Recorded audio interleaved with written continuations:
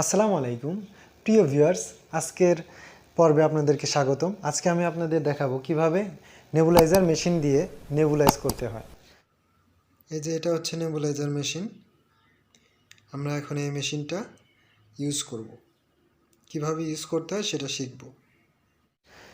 আসলে mainly nebuliser machine দিয়ে nebulise করতে হয় এমন পেশেন্টদের যারা অ্যাজমা রোগী, যাদের প্রচুর শ্বাসকষ্ট আছে, কাশি আছে, লাংসে আপনার বিভিন্ন প্রদাহজনিত যে কাশিগুলা, মিউকাসজনিত কাশি, এ ধরনের কাশিতে আমরা ডাক্তাররা সাধারণত এই আপনার নেবুলাইজার অ্যাডভাইস করে। তো আমাদের ঘরে যদি এটা থাকে তাহলে আর বারবার ডাক্তার ক্লিনিকে যাওয়ার প্রয়োজন পড়ে না। তো আমি আজকে আপনাদেরকে এটা শিখাবো যে কীভাবে নেবুলাইজ করতে হয়। তো ডাক্তারের প্রেসক্রিপশন অনুযায়ী আপনার ডাক্তার যে প্রেসক্রিপশনটা করবে সেইটা অনুযায়ী আপনারা এটার করবেন।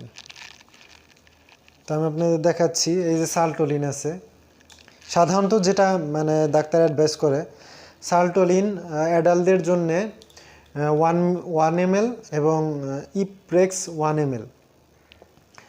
তারপরে হচ্ছে পানি, নর্মাল স্যালাইন যেটা, সেটা হচ্ছে 3 ml।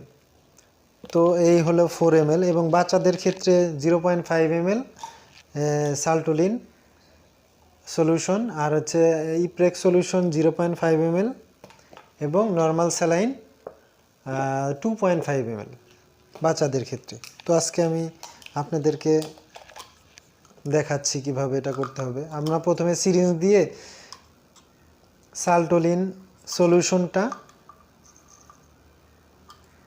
1 ml নিলাম।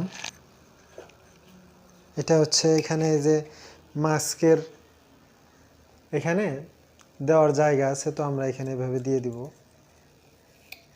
এটা এই চেম্বারে প্রবেশ করলো। এটা দিলাম সালটোলিন, আর ইপ্রেক্স এটা আমরা 1 ml নিব।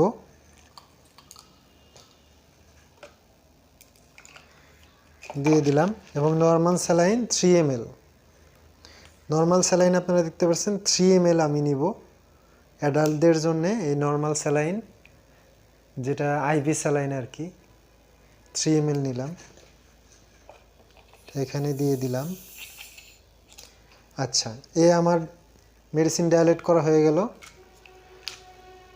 এখন মাস্কটা ভালোভাবে ক্লিন করে তারপর আমি এভাবে ধরবো, এবং এই যে এখানে একটা সুইচ বাটন আছে আপনারা দেখতে পারতেছেন, এটা চাপ দিলে অন হয়ে যাবে। এই সুইচ বাটনে চাপ দিব। চাপ দেওয়ার পর আমি 10 থেকে 15 মিনিট এটা নিব। দিনে 3 থেকে 4 বেলা এটা নেওয়া যেতে পারে ডাক্তারের পরামর্শ অনুযায়ী। এই যে